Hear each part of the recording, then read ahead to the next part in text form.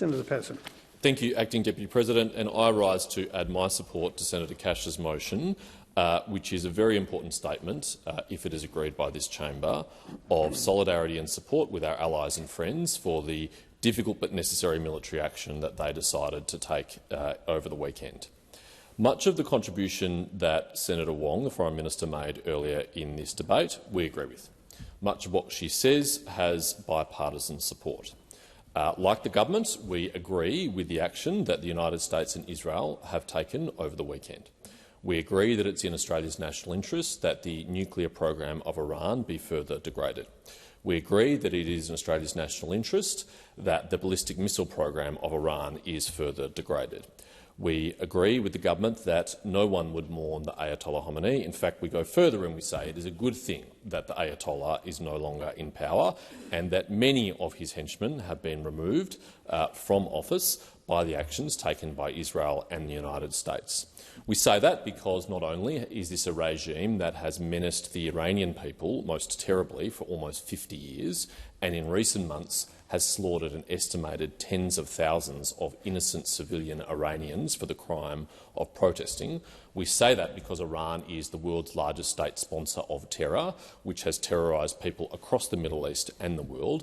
And we say that because Iran has targeted us here at home in Australia, according to our own intelligence agencies, who have assessed that at least 2 of the attacks on the Australian Jewish community over the last 2 years were sponsored by the Islamic Revolutionary Guard Corps of the Iranian regime, and that maybe many others were also ultimately guided and inspired and supported by Iran. So for those reasons, we support what the government has said and what the government has done over the last 48 hours in relation to this issue. However, one thing which I must disagree with the Foreign Minister on is the government's failure to initiate their own motion in the Senate chamber this morning. It is utterly routine when there are major events in the world about which Australia has a view, about which Australia has an interest, about which Australian values are at stake, that the government comes prepared at the beginning of a sitting week to make a statement on behalf of the parliament and the Australian people. And the Foreign Minister was unprepared to do so. Only she can explain exactly why the government was unprepared to do so, but I personally found the excuses in the Foreign Minister's remarks this morning to be utterly unpersuasive. There is no doubt in my mind that the Foreign Minister and the government were indeed very busy over the weekend. There are important questions for the Australian government to decide, like facilitating the repatriation of Australian citizens in the Middle East and particularly in the Gulf states, where they have been indiscriminately targeted by Iran lashing out.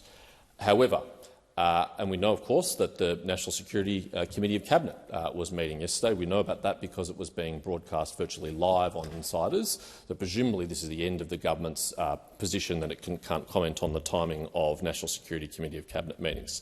However, we know that that wasn't the only thing that the Foreign Minister was doing yesterday.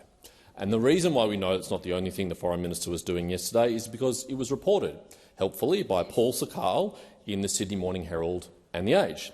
In an article entitled "Taylor Opens Door to One Nation Deal, but Wong Will Test Him on Hanson First," Mr Sakal writes, "Foreign Minister Penny Wong pressure Angus Taylor's Liberal Party to take a stand against Pauline Hanson's controversial remarks about Muslims as the opposition leader opens the door to a preference deal with One Nation in upcoming by-election."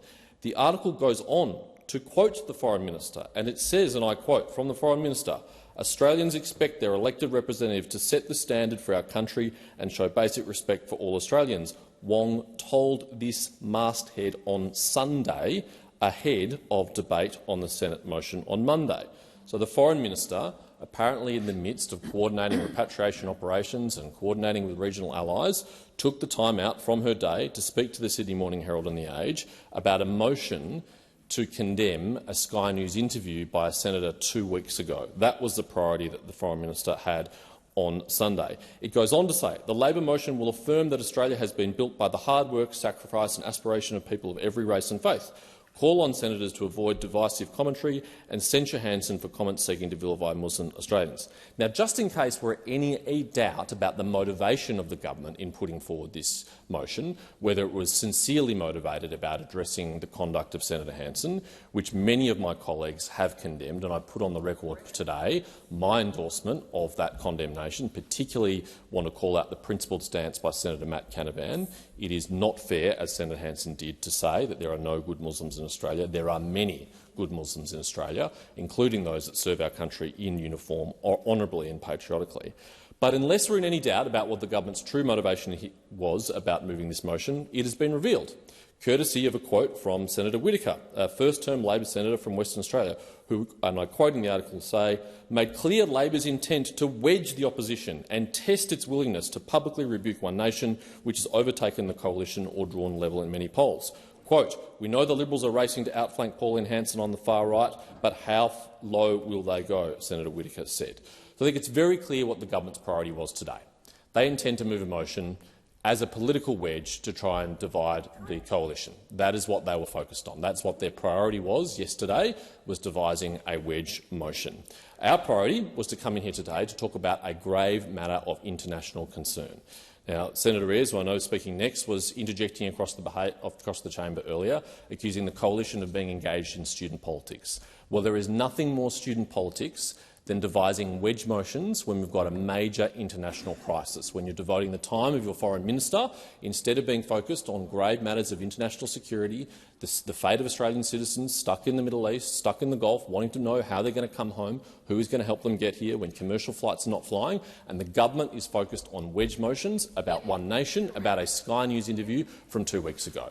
It will reflect on the government that was their priority today. It will reflect on the government and the foreign minister that they weren't ready today with a motion. It could have been a moment of bipartisan support because actually the disagreement about the substantive issues between the government and the opposition is not great on this issue. It could have been a moment of affirmation. It could have been an opportunity to send a message internationally about where we stand and, critically, to express our solidarity and support with the Iranian diaspora in Australia. If you're in any doubt about where we should stand on this issue, just look at the joyous scenes of relief from Iranian Australians seen on our television stations last night, seen in our streets and our communities. They are very clear that the end of this regime, if that does indeed come as a result of this military action, would be a very welcome thing. And we have the opportunity, by supporting Senator Cash's motion today, to show where the Senate stands with the Australian people, the Iranian diaspora and, of course, our Jewish community, who have been viciously targeted by this regime. I call on the Senate to support the motion.